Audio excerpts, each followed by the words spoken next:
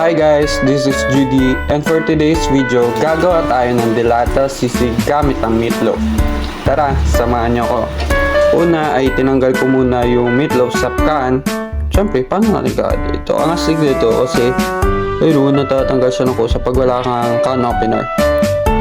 Next is hiwain mo na yung meatloaf sa desired mo. And imekos-mekos na natin ang ating mga sauce. Available yan sa aking YouTube. Yan. Lagyan na natin yung iniwa nating meatloaf. Add sili. Yan, masarap. Next is the sauce na ginawa natin. Yan. I-mekos mo lang again. Yan. Ayan.